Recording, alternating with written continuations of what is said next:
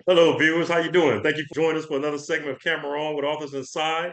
Today, I have a very special guest. But before we get started, can you hit the like button and subscribe to get more notification when we drop more segments like this? Thank you. How you doing, man? Introduce yourself to the viewers.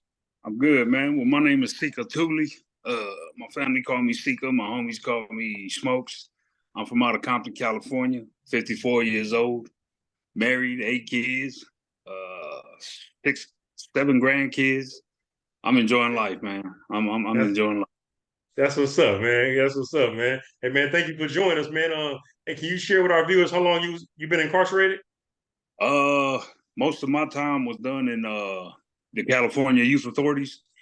Um, I didn't really do any penitentiary time, just about 18 months out here in Idaho in their corrections facility, and it was just a violation on my probation and all that. But Yeah, been doing from juvenile halls to the YAs to the county jails, yeah, basically my whole life, man, in and yeah. out.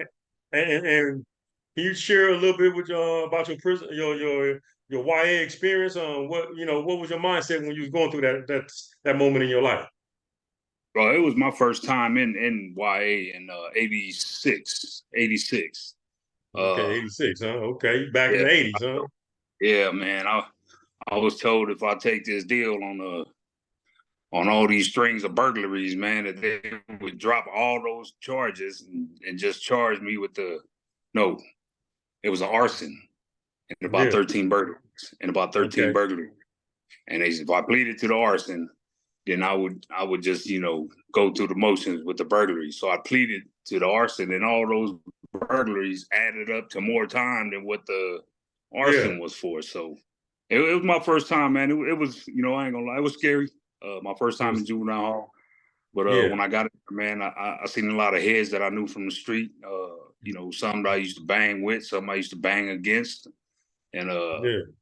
it just came that way, man. Okay. So can you share with our viewers what was some of the craziest things you saw while you was going through that time in your life? In the system, Yes. man, the craziest thing I seen, man. Well, I watched a grown man get raped in the county jail, man. When Mm. they took all the Crips out of 4800 back then, man, they put them in 2800, 2600, man, and we had a little day room time in there, man, and I seen this cat man get raped. I'm Mm. just right up there, you know what I mean? And I was like, Yeah. man, I didn't Yeah. understand. you Yeah. know, Thank you for sharing that because we want these youngsters to know, man, this is no place to be. You know what I mean? It's uh, demoralizing, it's dehumanizing. So thank you for sharing that, man. I appreciate that, man. uh, Hey, can you share with our viewers what made you turn things around? What was your turning point? my turning point came in 2004. I left California, man. It was time for me to leave California, and it was getting too hot. Uh, I was a 3 strike candidate.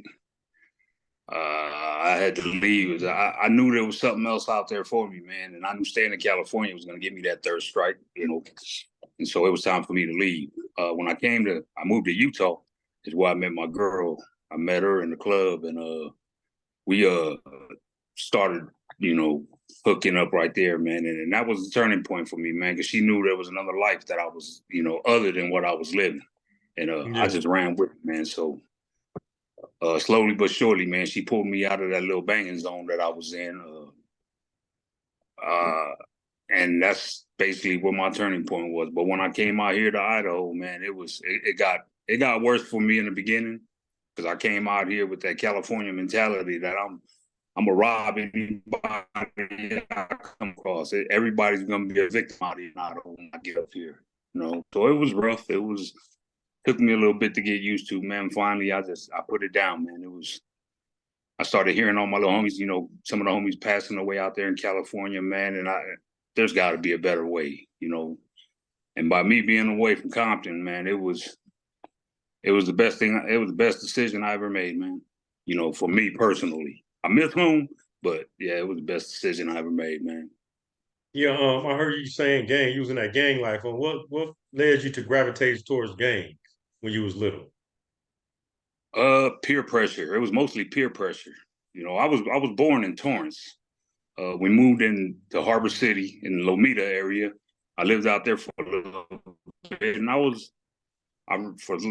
far as I can remember, I How long was did a you say you straight been? A No, student. no, no, no. Wait a minute. I break up. How long did you say you broke up? So how long did you say you lived in out there? How long did you say?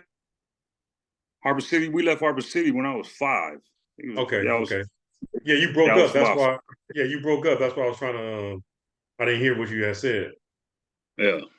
And then Okay. we left Harbor City and moved to Linwood, and I was starting to catch on to gang life.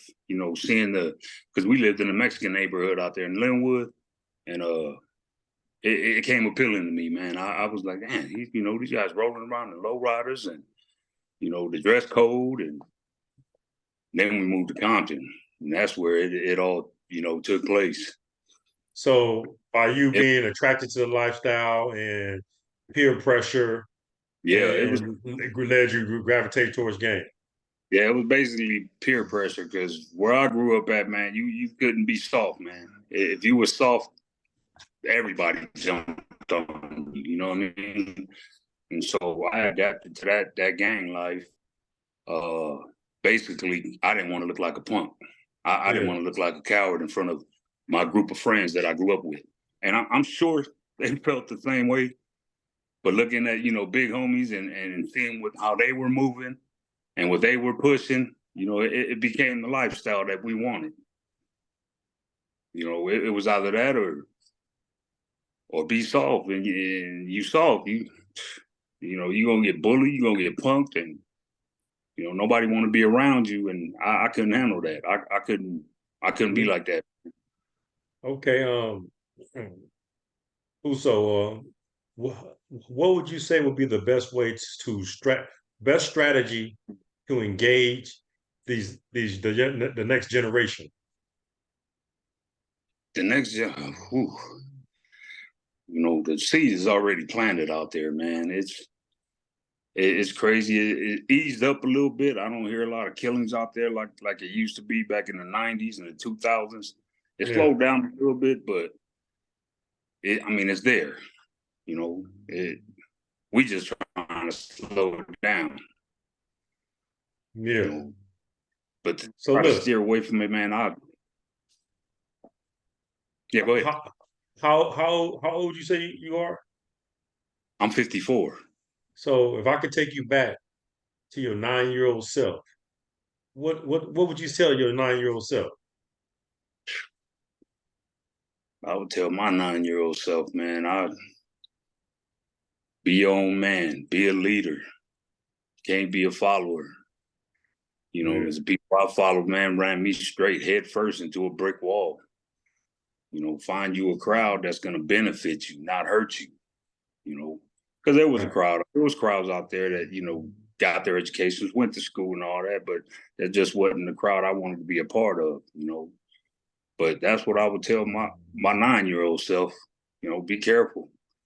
You hang around with foolish people, you're gonna start doing foolish things, man. And that's exactly where I ended up at, man. It makes sense, man. Good nugget. Good word, man. Good word, man. Now, what are you doing now? What do you do for a living? What type of occupation you have?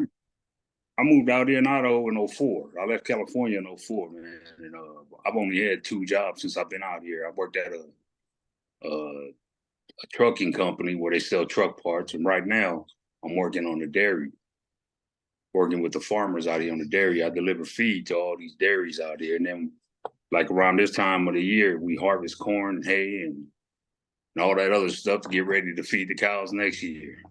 So Yeah, yeah, I've been hanging out with the farmers out here. that's cool, man. That's cool, man. Yeah, I see you. I see you're a Raider fan, huh? Yeah, man. Yeah, don't tell nobody. They don't know. They all know. That's right. Yeah, I'm a Steeler fan myself. Oh man, sorry to hear that, bro. That's right. That's right. Hey man, Uso man, thank you man for joining us, man. I really appreciate your time, man. Is there anything else you'd like to say before we get uh, off? Thanks for having me, Manuel. It's been a minute, man. I wasn't trying to duck you or anything, man. I was busy at the time, bro. No, I know you're a man of But your yeah, word, man. I got a pretty good judge of character. I knew you was gonna get at me. yeah, man. And it's a pleasure being on here, man. Just to be on your platform, man. You know, since I joined the Fold movement, I see you had a couple of our Fold brothers on here. Definitely, But yeah, definitely, part of that definitely. organization where basically it's a gathering of brothers, man, trying to shed light on the darkness we live. Yeah, man. Yeah, man. Yeah, I respect you guys, man, and keep doing what you're doing, man. You're an inspiration to those who's following behind you, man. Just you never know when someone's looking, man, and trust me, they looking, man. So keep on doing what you're doing, man. I appreciate that, man. Thank you. Definitely, man. All right, man. Thank you for if you want everyone to come back and join us again, man. Tap in and let me know. Oh, no doubt, bro. You got my hookup. Okay, for sure, man. Camera off.